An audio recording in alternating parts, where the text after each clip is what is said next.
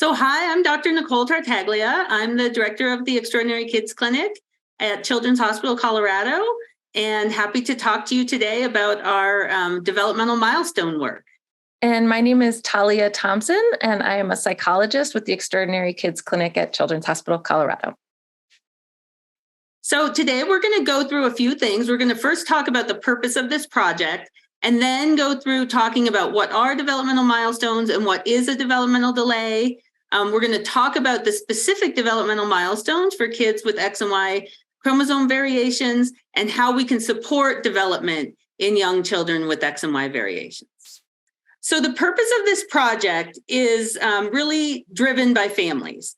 And we know that when families receive a diagnosis of an X and Y chromosome variation, they're often told about the risk for developmental delays. But that term developmental delay is very broad, it's hard to conceptualize, and it means a lot of different things to different people. We know that it can, for some people, they picture mild delays to more severe delays. And it's really one of the most common questions we get is, well, what do you mean by developmental delay? So the goal of this project is to use data from a study we've been doing called the Extraordinary Baby Study. And the goal is to define the spectrum of early developmental delays in our X and Y trisomy condition, so XXY, XYY, and trisomy X, and also in our tetrasomy condition of XXYY syndrome. So Dr. Thompson is going to talk a little bit now about developmental milestones and some of the typical developmental milestones we look for in infants. So we thought it would be helpful to start with defining what is a developmental milestone. And so milestones are functional skills or tasks or behaviors that most children do within a certain age range. So these are things like showing a social smile, taking our first steps, waving bye-bye. And these milestones are really useful tools for developmental psychologists and pediatricians. They help us check how a child is developing and maturing and make sure that kids are developing on track.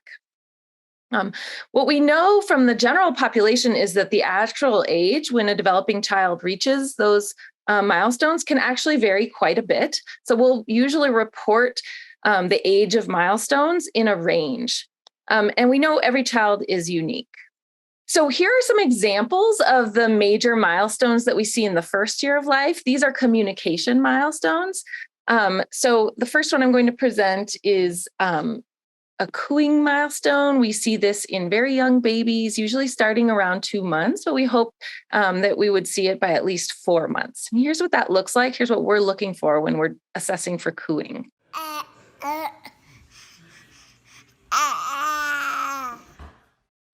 After cooing, a lot of things happen. Beautiful shrieks start to happen around the house. And then sometime around 6 months, and definitely by 9 months, we hope to hear something called babbling. And these are those repeated consonant vowel sounds that can really fill a house with lots of sounds.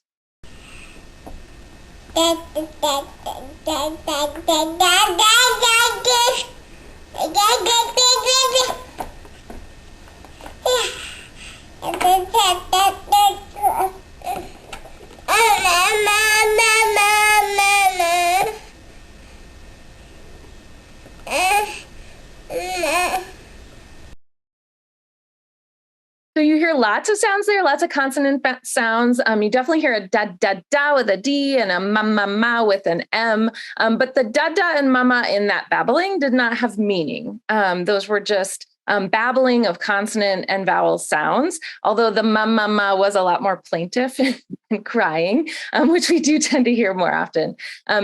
Around a year, we start to see the babbling turn into meaningful words.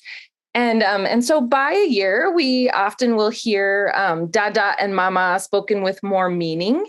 But we also want to hear another word, like something like maybe ball or milk or up or more. But here's the difference between dada and mama with meaning from a babbling example. Say mama. Dada. No. Say mama. Dada. No. Dada. You say mama. You're getting everything. Dada. No. That's just a silly example. But a common example, Dada is often used in a more fun and playful way, and Mama is often used to get help from mom and support. Here are some of the major motor milestones that we see in the first year of life. Rolling. We start to see rolling often from when a baby is moving from their tummy to their back early, around 3 to 4 months. Sometimes that just starts with gravity and the weight of a heavy head pulling a child over from their tummy to their back. But then we also want to start seeing intentional rolling from back to stomach. We hope to see rolling by 6 months at the latest, but usually we would see that earlier.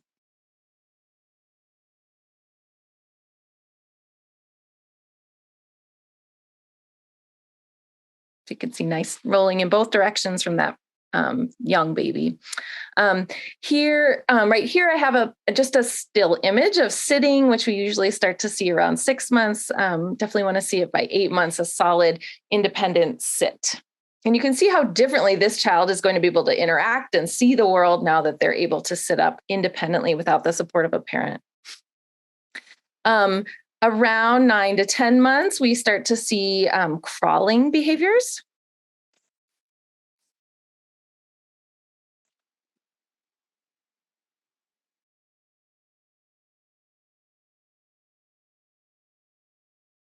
So now babies are able to independently move around the room. And we see lots of different versions of crawling. And sometimes it starts with creeping, or some kids will scoot on their bottom. But typically crawling on hands and knees like this would occur around 9 to 10 months. And then one of the most monumental developmental milestones in the first year of life is walking, typically around 1 year. We hope to see these first steps by 15 months. Obstacles. Okay. Okay.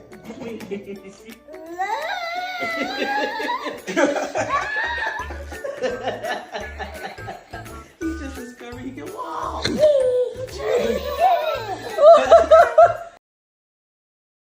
I love that little baby's face when he takes his first steps. This is something that we get to see and observe and be with families for a lot in the Extraordinary Babies study. I've been with a lot of babies who just started to learn to walk during their study visits and have gotten to share in the celebration with families with those first steps, which can be very exciting. And I see families get just as excited as that little baby did for his first steps.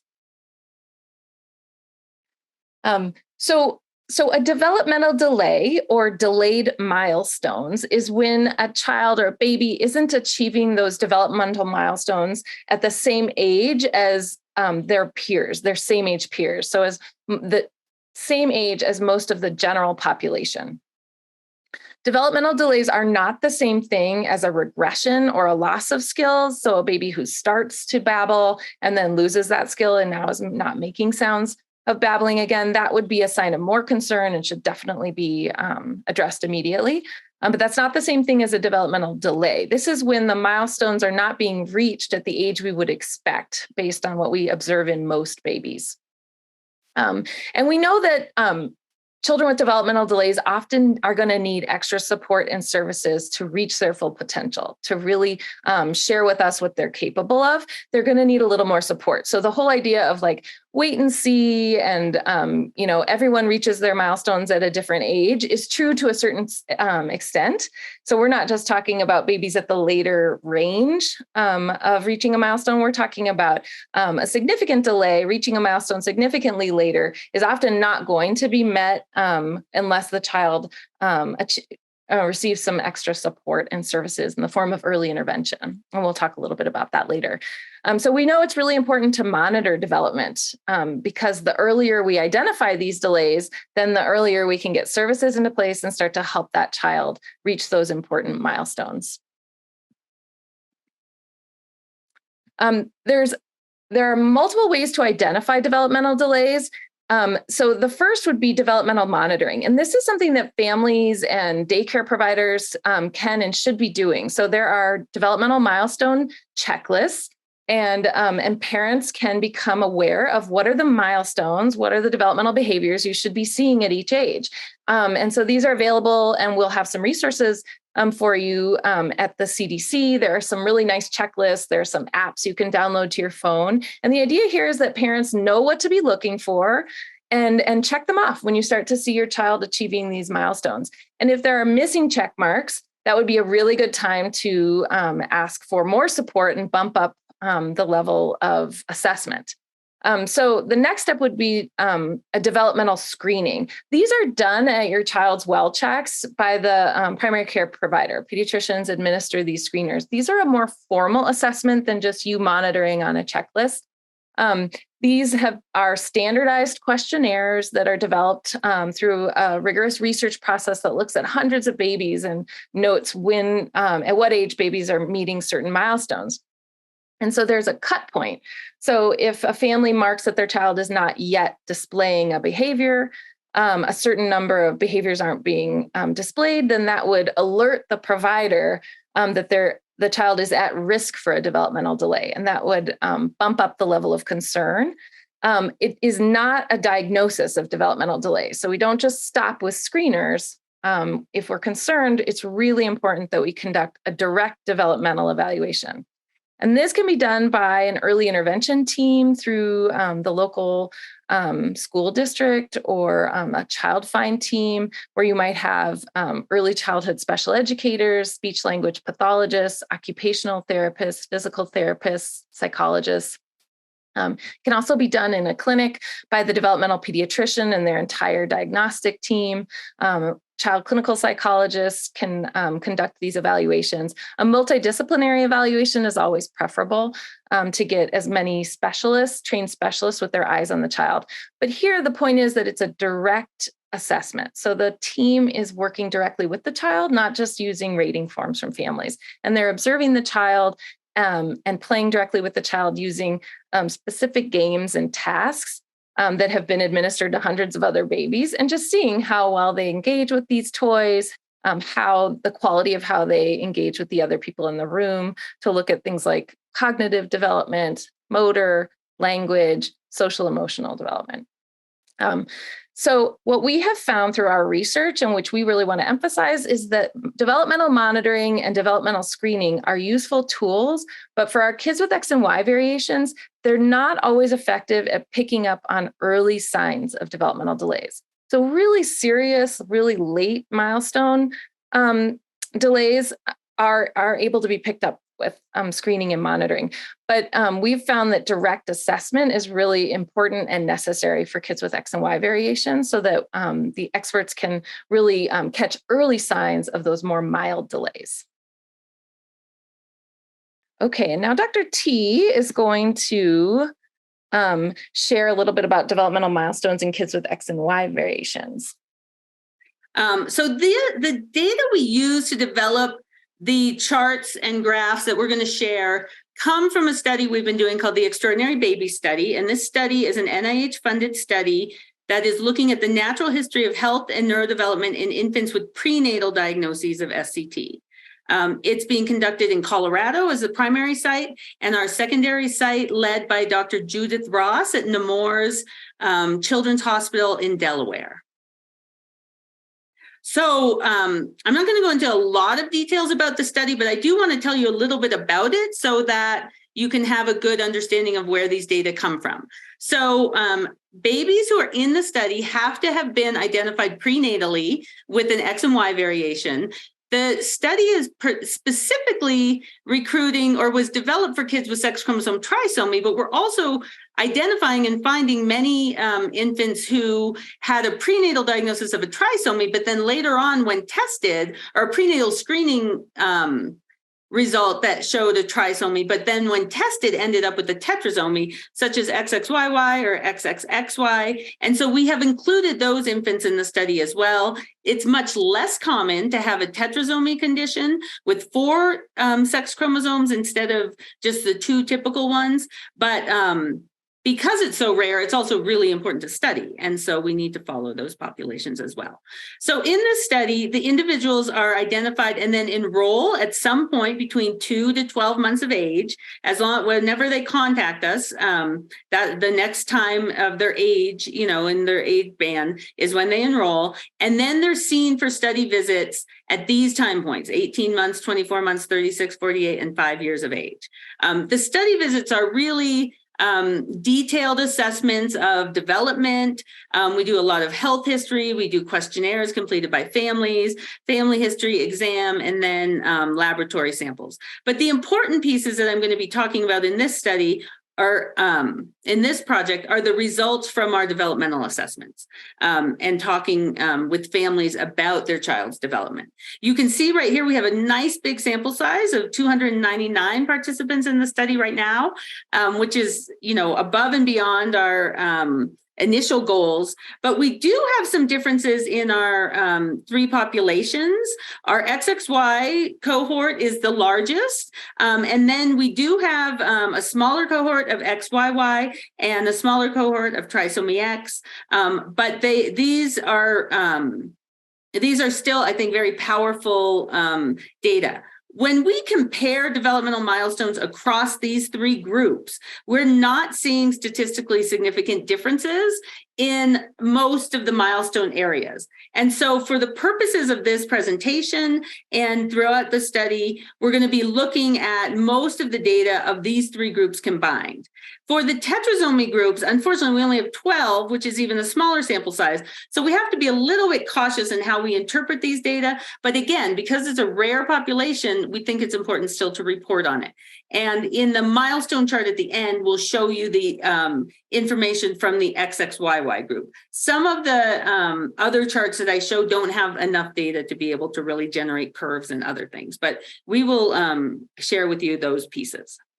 So this is the result of a directed developmental assessment, like Dr. Thompson was talking about, that's called the Bailey 3. And this assessment is when we present all sorts of different toys and objects and different motor, assessments to the children, and then compare and see what skills they can share with us. And the assessment is divided into different domains: cognitive skills, which is problem-solving skills; receptive language and expressive language, which are understanding of language; and then the expressive language, the sounds and words that they're using; fine motor skills, which are the motor skills in their fingers and little more fine motor movements; and then gross motor skills, things like rolling and crawling and more larger motor movements. So when we look at all of these, all the data combined on the Bailey, well, let me tell you a little bit more about the Bailey. The scale, all of these are scored compared to, when they administer this to hundreds and thousands of babies their age, in their age group, to find out what is the range of typical, and what range would we then, usually it's the lower 10% that is identified as those having delays, or at least in the area of delay. And so a typical range on the Bailey has a mean score of 10, but any score on a scaled score between 7 and 13 is considered in the average range. So you'll see here this big box. And then basically, when we pool and look at the average scores of all of our infants, you can see that in the cognitive domain, the average scores from 6 to 12 to 24 to 36 months are all within the range of normal. And this is our standard deviation bar here. And so you can see most individuals fall within the average range. In receptive and expressive language, you can see here the stars are those where there's statistically significant differences compared to the general population. So we see lower receptive language skills early on, and then they seem to catch up or be higher over time, but you can still see there's a lot of variability between individuals. Expressive language on average is still within the average range, but again, these error bars extend below the range of normal. So we do see more individuals with delays in expressive language in our sample. And then while still on average in the in the typical range, a statistically significant difference as a group compared to the general population. And then here we see fine motor skills are nice and solid, and gross motor skills, again, in these early age groups, 3, 6, and 12 months, are statistically significantly different. And then this 36 months seems to catch up, but as sample size change, sometimes these significance values change a little bit too. So this is important, right? It's important research data. It's not very useful to families. Well, it's useful to families in some ways. The ways it's useful is that to say, oh, in general, most kids fall in the typical range compared to peers their age. And so that's really important. Because I think when we conceptualize developmental delay, that's one of the questions. Well, what does that look like? So in general, their development generally looks pretty typical in terms of its course and in terms of the milestones that they're achieving. We also plotted these all out, and I'm not going to go into too much detail, but I do like to show a little bit about how we plotted all these scores on these developmental growth scores over time.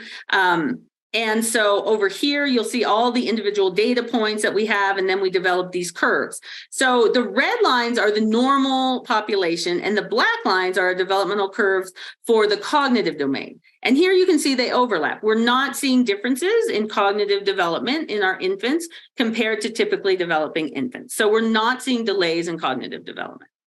When we look at expressive language, we do see that there's a lot of overlap with the general population. So these black lines here are definitely overlapping, but there is a subset of the sample that is showing us developmental delays in terms of language. In terms of receptive communication, we also see that there is, a slight difference down here in our black lines compared to the red lines, but we're also, I think the most striking piece is the degree of overlap with the general population. And again, fine motor skills are nice and overlapping with no significant differences that we've seen. And gross motor skills here, again, in the black, have a little bit of a subset that are having more challenges, but many who are doing really well.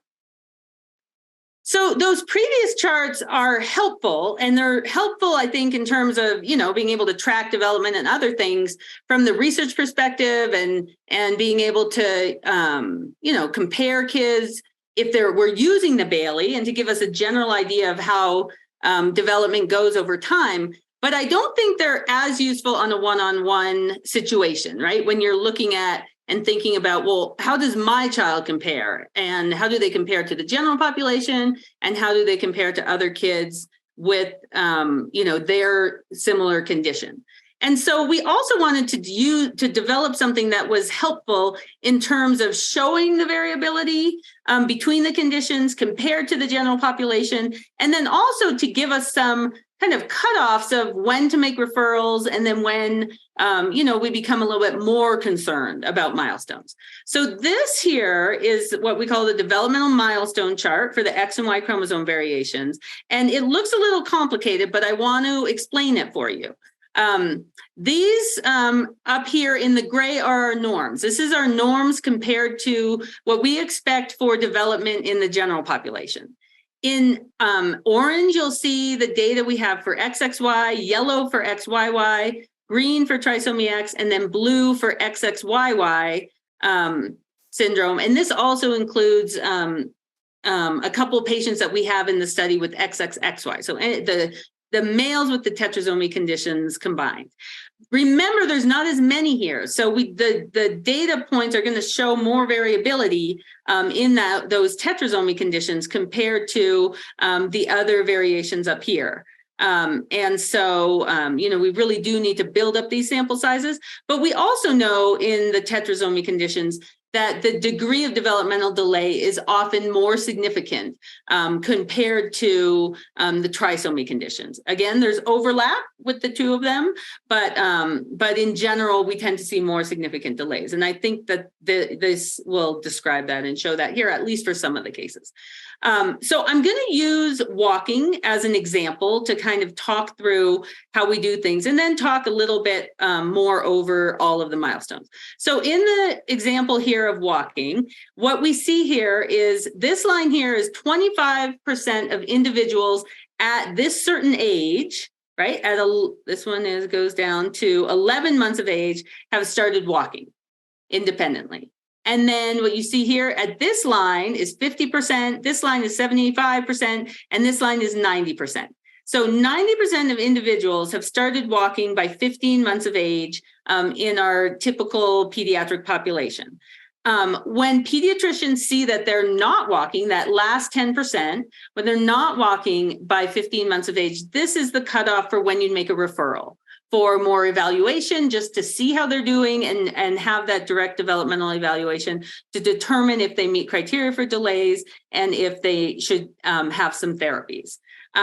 So that's how we interpret this. So then what we did was we plotted, based on the acquisition of milestones in our sample, what the milestones looked like for kids with the different variations. So what you can see here for XXY is that 50% of individuals with XXY have started walking by 13 months of age, so not a lot different. But then when we look at the 75% mark and the 90% mark, you can see that tail of delay in development. Now this, again, we would consider evaluation at this cutoff, but the variability goes to here for XXY, and then the last 10% may fall above 18 months of age. So you can see here, there's like a 3-month difference in terms of that tail of development. Now, in interpreting these, we want to make sure people still make referrals compared to the general population, to the norms, because we want to make sure that we are, we're intervening appropriately, right? But we also can see here what that sometimes, what the degree of delay is in the rest of this curve. And then when families ask us, well, how does my child compare to other kids with XXY? We can talk about how, this quartile of children is still within what we would generally see in XXY. And, we would have more concerns for those kids who are falling out here. And so you can see here, a lot of the 3 trisomy conditions overlap a lot in the milestones here for walking, and XXYY has a little bit more of a tail over here. So that's how you interpret these. And you can see in general, when you're looking at the picture, that for many things, there's, a lot of overlap and not that much difference than the general population for some of these things. But for others, such as rolling, there seems to be a big tail in terms of how much different they are compared to the general population. And this we see. Rolling over tends to be one of the milestones that's more challenging for our kids with X and Y variations. It involves a lot of motor planning, and many times the kids are often sitting before they can roll. So we still would, look at our general population norms for this, but also look at our other milestones as well in terms of making referrals. And so rolling is one where, we're seeing significant differences. In terms of looking at first words, you can see the same kind of cutoffs here for many of them.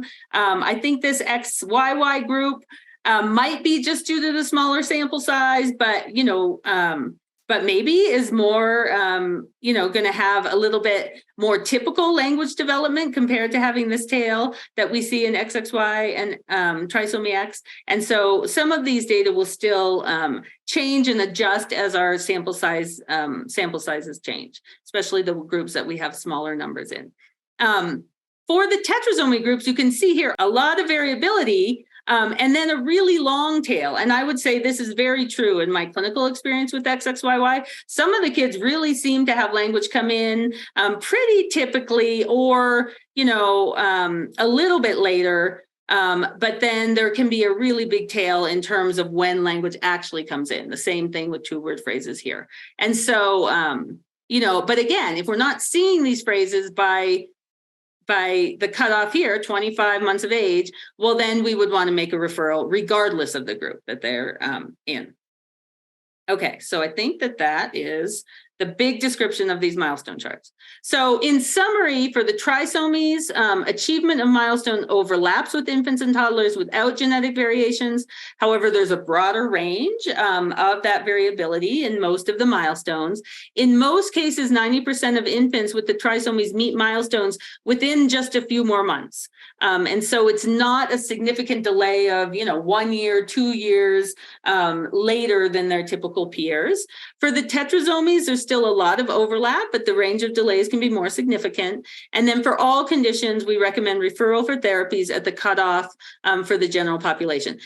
I would say, to correct this a little bit, not necessarily referral for therapies, referral for more evaluation. If they're, only not meeting one motor milestone, but they're doing everything else in that domain, well, then they may not need therapies yet. And so, but someone should look at them and evaluate whether or not there's a delay that may benefit from therapy. Okay, so Talia, now I want you to finish up. All right. So now we want to talk about some ways that we can all support development for children with X and Y variations. And many of these are things that you're likely already doing in the home. So one of the best ways to support any child's development is by providing a really safe and loving and predictable home environment, right? A secure attachment with parents and caregivers and a predictable routine where you know what's coming next allows children to explore their environment and learn and acquire new skills.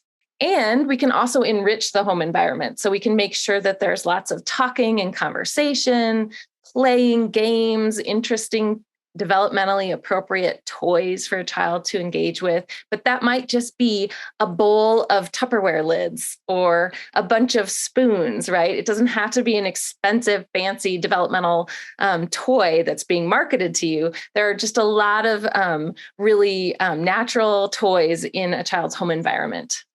Singing, finger plays, nursery rhymes, and then reading books, even with very young children, getting them accustomed to the idea of looking through a book to look at pictures and talk and have that close time with family are great ways to stimulate development. You can also continue to monitor development. So be aware of the milestones that you should be seeing in your child at the different age stages, and keep progress notes on it, maybe keep track on a checklist or an app. Also keep up with regularly scheduled well child visits. Some of us got behind on those during the COVID pandemic when we were unable to go into clinic, but it's so important for you to have regular correspondence and visits with your child's pediatrician. And then also we recommend those direct developmental evaluations with a multidisciplinary team of early childhood specialists for kids with X and Y variations.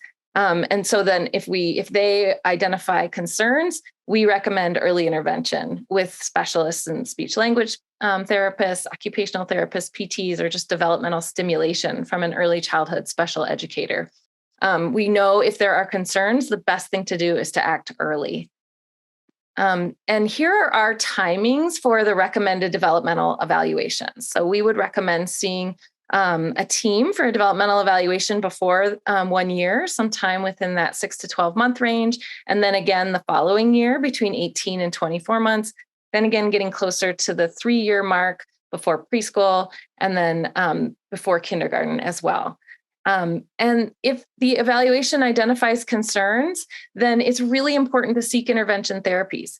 The other thing you should know and be aware of is that in many states, but not all, if your child prior to age 3 has a diagnosis of a genetic variation like an X and Y chromosome difference, they may automatically qualify for these type of early therapies. These are provided free of cost and are often delivered in the home or in the daycare setting to be more convenient to families and to also just support the child in their daily routine. So it's good to become aware of the early intervention resources in your own state. And then, of course, if the child does have developmental delays that are identified at these evaluations, then they would qualify for those free early childhood interventions as well. And then starting at 36 months, the child could enter into the special education realm through the public schools, or all along this time, there are options for private therapies as well. Here are some of the resources that we recommend. A lot of our videos and our developmental checklists come from the CDC Developmental Milestones website or the pathways.org website from the American Academy of Pediatrics. Also, 0 to 3 has a lovely parent resource page with lots of really interesting handouts for ways to stimulate development and how to understand behaviors in young children. And then you can always call your local child find office. You do not need a referral to have your child evaluated from your pediatrician or from us in a specialized clinic. You can always just call your local child find office and request an evaluation. Thanks so much for listening. And now we're ready to take some questions.